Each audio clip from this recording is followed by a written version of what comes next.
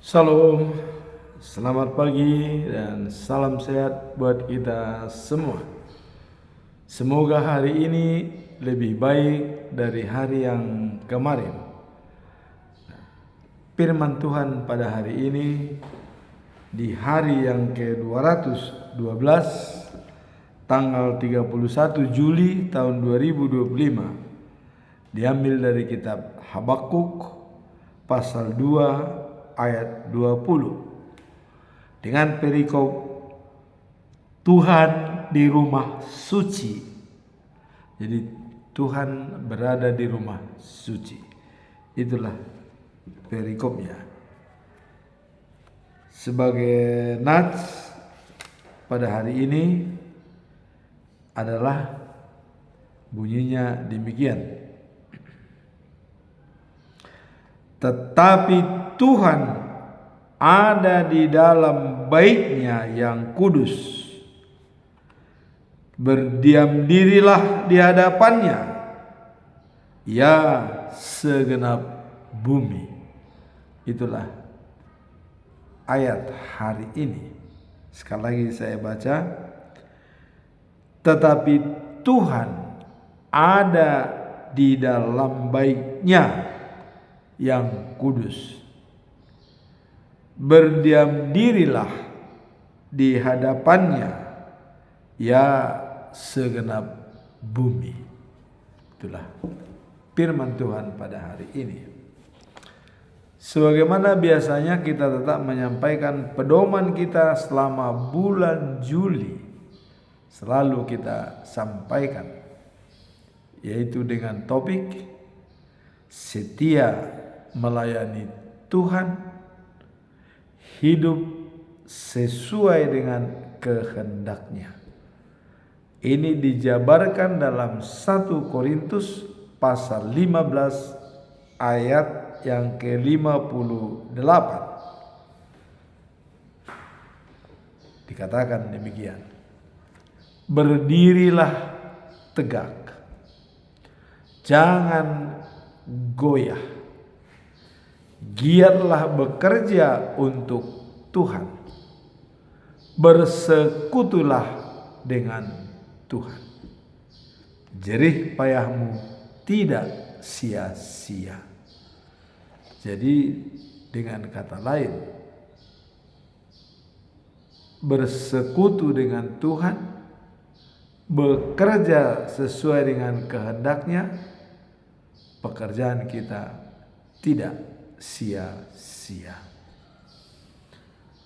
Nah, kemudian ini dikuatkan oleh Kolose 3 ayat 23 mengatakan, bekerjalah sepenuh hati seolah untuk Tuhan dan bukan untuk manusia. Itulah ayat tambahan dalam menguatkan bahwa giat bekerja untuk Tuhan dan bersekutu dengan Tuhan, pekerjaan kita tidak sia-sia. Apa yang kita lakukan pasti dihargai oleh Tuhan. Sekarang kita masuk dalam ayat hari ini, yaitu tetapi Tuhan ada di dalam bait-Nya yang kudus, dan semua bumi diarahkan berdiam diri di hadapannya. Apa latar belakang daripada perikop ini? Mengapa dikatakan seperti ini? Ayat ini menyatakan bahwa tetapi Tuhan ada di dalam bait-Nya yang kudus, diamlah di hadapannya seluruh bumi. Apa maksud daripada perikop ini? Hal ini menegaskan bahwa kehadiran Tuhan dan kekudusan-Nya yang layak dihormati serta pentingnya sikap hambanya dalam menghadapnya dan rasa hormat. Jadi dalam hal ini diminta supaya hambanya untuk rasa hormat baik sikap dan perilaku menghadapinya sehingga terjalin komunikasi yang baik. Habakuk sedang menyampaikan pengharapan dan keyakinannya. Jadi ada pengharapan dan juga keyakinan dari Habakuk, ya, bahwa Tuhan mengawasi umatnya meskipun banyak tantangan yang dihadapi. Jadi ada keyakinan dan pengharapan daripada Habakuk bahwa Tuhan selalu mengawasi umatnya walaupun ada tantangan yang dihadapi. Kemudian daripada para ahli teolog itu menyatakan bahwa kehadiran Tuhan dalam baitnya atau dalam bait suci mengingatkan umat untuk tidak hanya mencarinya dalam situasi-situasi sulit. Jadi artinya mengingatkan bahwa umat tidak hanya mencarinya dalam situasi-situasi sulit, karena di dalam bait suci bersemayam roh Allah dan Allah berada di sana.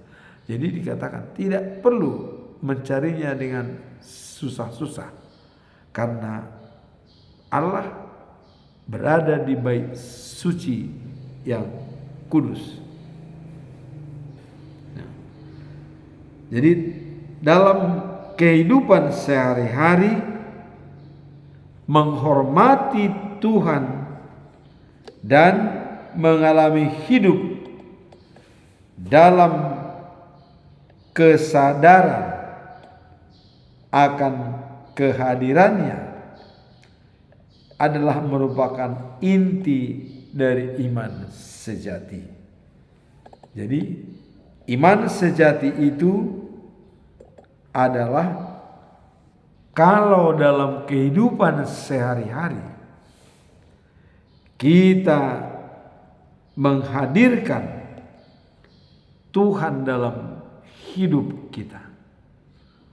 Inilah iman yang sejati. Jadi apapun masalahnya, bagaimanapun keadaan kita menghadirkan Tuhan dalam kehidupan kita sehari-hari. Kalau kita lihat siapa yang sangat peduli dan care menghadirkan Tuhan dalam dirinya sehari-hari, kita lihat Daud, ya.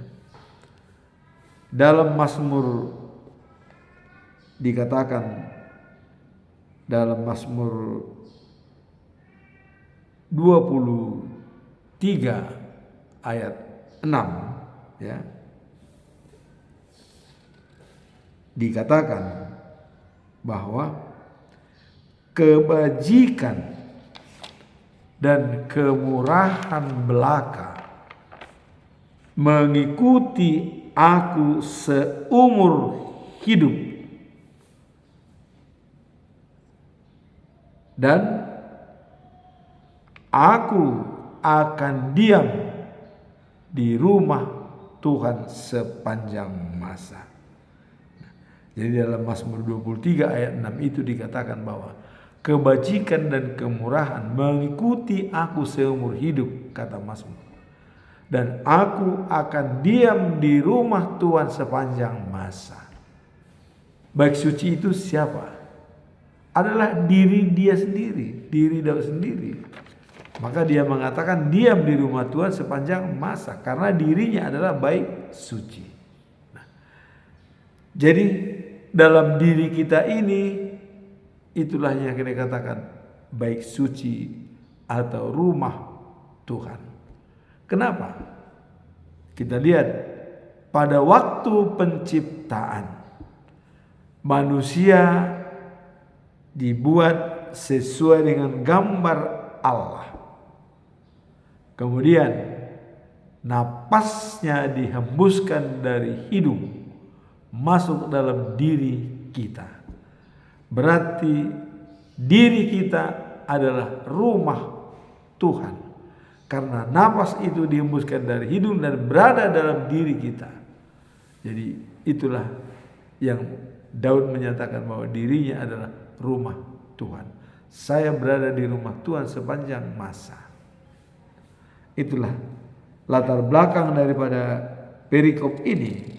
Ya, kita lihat pengalaman Daud yang benar-benar mengatakan bahwa kebajikan dan kemurahan belaka mengikuti dia seumur hidup.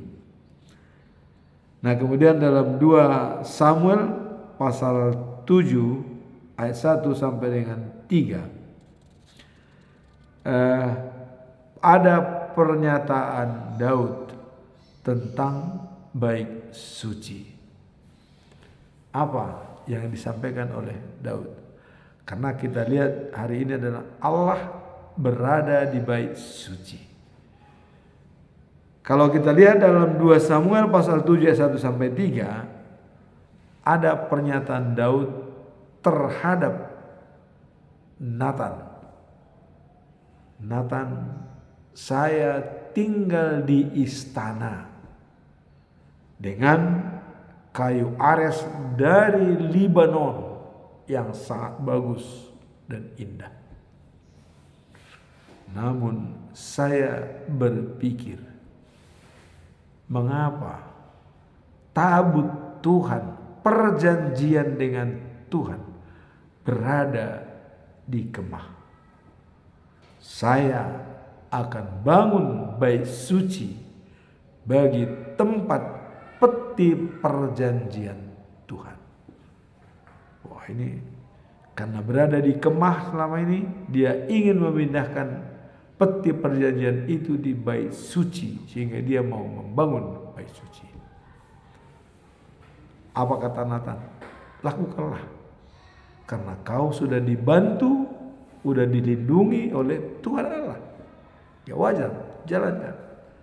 Tetapi Allah langsung menjawab kepada Nathan.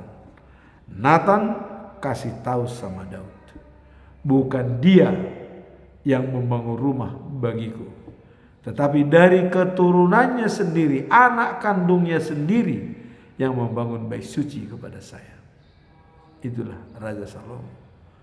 Dan janji yang kedua, dengan pikiran Daud yang sangat memikirkan Tuhan Allah, di mana Tuhan mengatakan, saya memang tidak pernah mengeluh sejak berangkat dari Mesir melalui gurun pasir sampai ke tanah. Tidak pernah mengeluh bahwa saya berada di kemah. Dan tidak pernah bertanya kepada para imam dan pemimpin-pemimpin lainnya, kenapa saya berada di kemah? Tidak. Ya. Saya rela berada di kemah. Tetapi ada seorang, yaitu Daud, yang memikirkan saya, yang tidak dimiliki oleh orang lain. Maka dengan demikian saya memberikan janji kepada Daud, dari keturunanmu, anak kandungmu sendirilah yang membangun bait suci bagi saya. Janji yang kedua, dari keturunanmu lah yang menjadi raja segala raja, dan pemerintahannya adalah di Sion untuk selama-lamanya. Bicara masalah selama-lamanya di Sion, itulah the new of Jerusalem. Jerusalem yang baru itu adalah di Sion. Disitulah pemerintahannya selama-lamanya, dan di situ hanya satu pemerintahan yang memerintah, yaitu Tuhan. Tidak ada yang lain. Kemudian di sana juga tidak ada rumah ibadah, karena rumah ibadah sendiri adalah Tuhan sendiri. Inilah benar-benar memang berada di rumah suci atau di bait suci. Allah itu selalu berada di rumah suci. Dan untuk mendukung itu memang Daud hendak membangun bait suci bagi Allah. Tapi dengan pikiran Daud, maka diberikanlah dari keturunannya membangun bait suci, dan dari keturunannya menjadi raja segala raja. Itulah kedatangan Yesus Kristus sebagai juru selamat dunia. Sekarang kita masuk dalam tujuan daripada perikop ini. Tadi latar belakang sudah kita lihat, yaitu pentingnya kehadiran Tuhan di dalam diri kita dan membuat semua bumi untuk berlutut dan bertekuk kepadanya. Sekarang apa tujuan daripada perikop ini? Ya, apa tujuan Habakuk membuat tulisan ini?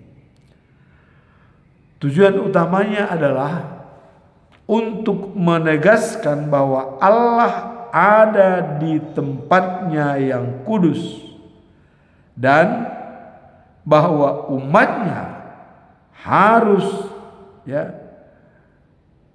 bermegah dan mempercayainya. Artinya berserah. Umatnya harus berserah kepadanya dan mempercayainya. Inilah tujuan daripada perikop ini. Nah, kemudian dikatakan bahwa ayat ini dan yang kudus, dan bahwa umatnya harus berserah dan mempercayainya. Nah, ayat ini mengatakan pentingnya sikap hormat. Jadi dikatakan tadi bahwa harus berdiam di depannya. Ini adalah bahwa pentingnya sikap hormat dan menyembah kepada Allah. Meskipun dalam situasi sulit, tidak jadi masalah. Kita tetap berusaha hormat dan menyembah kepada Allah. Keberadaan dan kedaulatan Tuhan selalu menjaga dan memerintah dunianya. Jadi di sini dikatakan bahwa keberadaan dan kedaulatan Tuhan itu selalu menjaga dan memerintah dunianya. Artinya dunia yang kita tempati ini, Tuhanlah yang menjaga dan memerintahnya. Nah, meskipun situasi di sekitar kita mungkin kacau dan tidak adil, artinya adanya ketidakadilan dan kekacauan di sekitar kita, seperti kita lihat saat ini adalah perang Israel dengan Hamas, menghancurkan kota Gaza. Kemudian ada perang antara Rusia dan Ukraina. Kita lihat begitu hancur-hancuran, bisa korban daripada beberapa ribu manusia. Kemudian saat ini ada konflik lagi antara Kamboja dengan Thailand. Apa yang mau dikatakan di sini dengan adanya konflik-konflik tersebut? Ayat ini mengingatkan bahwa Allah tetap bersemayam di tempatnya yang kudus dan menerapkan umatnya, mengharapkan umatnya untuk menghormatinya dengan ketenangan dan keterbukaan. Jadi walaupun terjadi seperti perang, seolah sudah dunia mau kiamat, ya. Kita lihat tidak ada henti-hentinya. Israel menyerang Hamas, Gaza, ya. Ukraina diserang oleh Rusia. Kelihatannya tidak ada gencatan senjatanya, bahkan makin berkobar, maka tambah lagi Iran tempur dengan Israel. Tapi dikatakan meskipun demikian, Tuhan Allah tetap bersemayam di tempatnya yang kudus untuk memonitor semua masalah yang ada di dunia ini dan mengharapkan umatnya untuk menghormatinya dengan tenang dan keterbukaan. Jadi diharapkan walaupun terjadi peperangan seperti dahsyat itu, umatnya diminta untuk tetap tenang menghadapi, tetap berserah kepada Tuhan. Nah, kalau kita lihat dalam Mazmur, ya, pasal 46 ayat 2 dikatakan, mengandalkan Tuhan sebagai sumber kekuatan dan pengharapan dalam panggilan untuk, ya, mengasihi dan menjala manusia. Jadi kita harus memakai bahwa Tuhan adalah sumber kekuatan dan pertolongan untuk mengasihi sesama dan untuk menjala orang atau mengajak orang untuk percaya kepada Yesus. Itulah dalam Mazmur pasal 46 ayat 2. Kemudian dijelaskan bahwa Allah itu bagi kita tempat perlindungan dan kekuatan sebagai penolong dalam kesusahan, sangat terbukti. Nah, itu dikatakan. Kemudian dalam ayat 3 dan 4 dikatakan, sebab itu kita tidak takut sekalipun bumi berubah, sekalipun gunung-gunung bergoyang di laut, sekalipun ribut dan berbuih air di laut, sekalipun gunung-gunung goyang oleh geloranya, tapi kita tidak takut. Jadi seperti tadi menghadapi perang antara Israel dengan Hamas, antara Iran, kemudian Ukraina dengan Rusia, dan juga sekarang ini Kamboja dengan Thailand, kita tidak perlu takut karena Tuhan ada di dalamnya. Itulah tujuan utama daripada perikop ini, membuat kita supaya tidak takut karena Allah ada di dalamnya untuk menolong kita. Jadi tidak pernah ditinggalkan oleh Tuhan. Dalam situasi apapun Dia tetap memonitor kita. Sekarang apa pesan moral daripada perikop ini? Ya. Pesan moralnya adalah mengingatkan kita tentang kedaulatan Tuhan dan pentingnya, ya, mengakui kehadirannya. Jadi sebagai pesan moral daripada perikop ini adalah, ya, mengingatkan kita tentang kedaulatan Tuhan, otoritas Tuhan, dan pentingnya mengakui kehadirannya. Jadi kedaulatan Tuhan dan otoritasnya, kita harus mengakui kehadirannya dalam jiwa kita, dalam setiap tindakan yang akan kita lakukan. Nah, seperti dalam konteks ini, ya, meskipun manusia sering, ya, dikatakan bahwa berusaha mencari ya, pemenuhan tujuan dan harapan hidup melalui kekuatan sendiri, ya, Tuhan, ya, menginginkan agar kita sadar dan menyadari bahwa Dia adalah yang utama dalam langkah kita. Jadi walaupun kita mencari, ya, untuk pemuas diri atau untuk mendapatkan jati diri kita, namun dikatakan kita jangan pernah melupakan Tuhan. Fokus utama kita tetap kita bersandar kepada Tuhan, walaupun kita mencari kompensasi dengan hal-hal lain. Jangan melupakan Tuhan, karena Dia selalu berada dalam diri kita, baik situasi baik maupun sulit. Nah, kemudian di dalam bait suci, ya,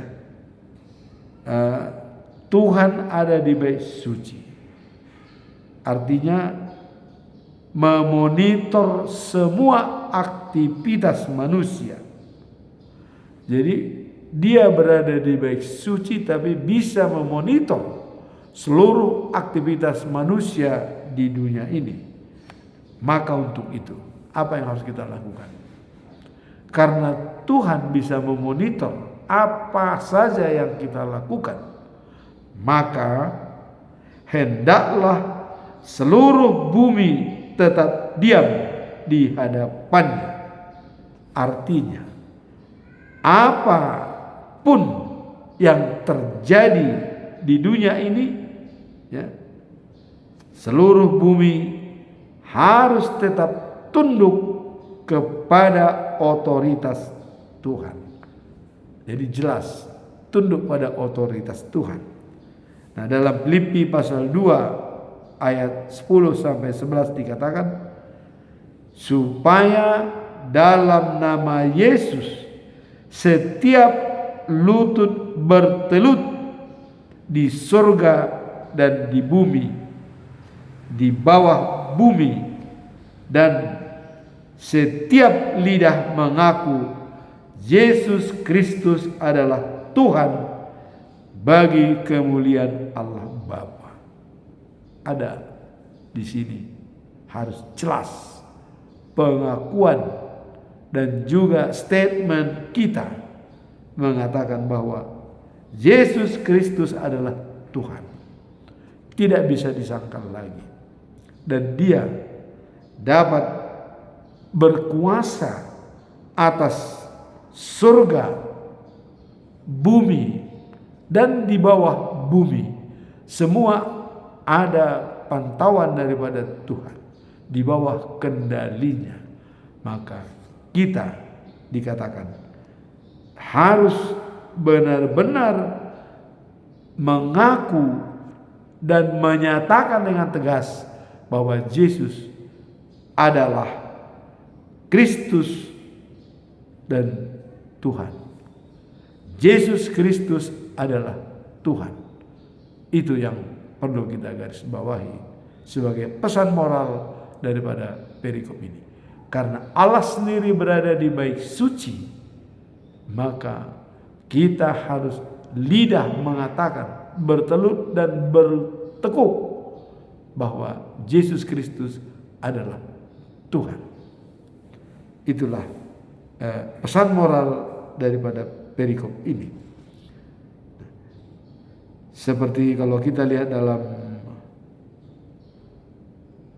hal-hal ayat yang berhubungan dengan ini, dalam Matius 3 ayat 17, ya, dikatakan adanya hubungan Allah dengan Yesus itu sudah dinyatakan oleh Tuhan sendiri pada saat Yesus dibaptis di Sungai Yordan. Apa yang kita lihat? Langit terbuka dan ada suara dari surga, yaitu Allah sendiri yang berfirman, inilah anakku yang kukasihi, kepadanya lah aku berkenan. Jadi Tuhan sudah mengatakan kalau Dia berkenan pada Yesus. Jadi dan Yesus mengatakan Yesus sama dengan Tuhan. Dan Allah mengatakan dia berkenan pada Yesus, tapi Yesus sendiri mengatakan akulah. Melihat aku sama dengan melihat Bapa. Pengakuan yang jelas. Dan di sini pun dikatakan bahwa lidah harus menyatakan bahwa Yesus Kristus adalah Tuhan. Sekarang apa implementasi daripada perikop ini? Tuhan ada di dalam bait-Nya. Hendaklah seluruh bumi diam di hadapannya.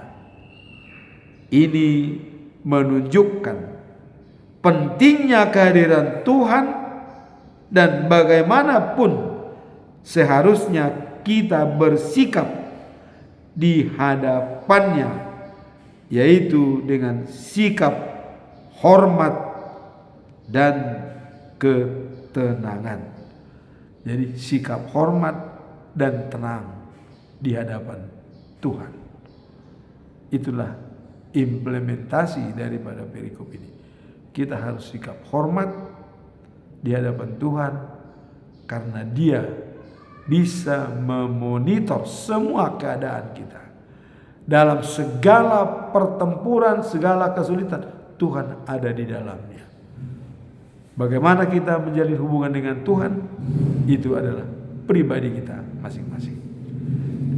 Dalam implementasinya, dan kita juga lihat bahwa pernyataan daripada Mazmur 119 ayat 105 dikatakan, firman-Mu pelita hatiku dan terang bagi jalanku. Jadi pelita hati, firman Tuhan itu pelita hati dan terang bagi jalan kita. Kemanapun kita pergi, itu selalu dibarengi oleh firman Tuhan dan dilindungi oleh firman-Nya. Nah kemudian dalam Amsal pasal 3 ayat 5 sampai dengan 6 dikatakan, untuk implementasi daripada perikop ini dikatakan, percayalah kepada Tuhan dengan sepenuh hati dan jangan bersandar pada pikiran kita sendiri, dan akuilah Dia dalam segala tingkah lakumu supaya kita mendapatkan jalan yang lurus. Jadi percayalah kepada Tuhan dengan sepenuh hati, bukan bersandar pada pikiran kita, dan mengakui otoritas dan kedaulatan Tuhan dalam hidup kita, supaya jalan kita bisa lurus dan pekerjaan kita tidak sia-sia, jerih payah kita tidak sia-sia. Inilah merupakan inti daripada perikop ini. Percayalah kepada Tuhan dari segenap hatimu dan jangan bersandar pada pikiranmu, dan akuilah otoritas dan kedaulatan Tuhan yang memimpin dalam hidup kita, supaya pekerjaan kita tidak sia-sia dan jalan kita diluruskan. Demikianlah firman Tuhan pada pagi ini. Semoga kita semua dapat memahaminya untuk mengucap syukur dalam segala hal dan memberikan lapang jalan Tuhan dalam diri kita, dalam kehidupan sehari-hari. Amin. Tuhan memberkati.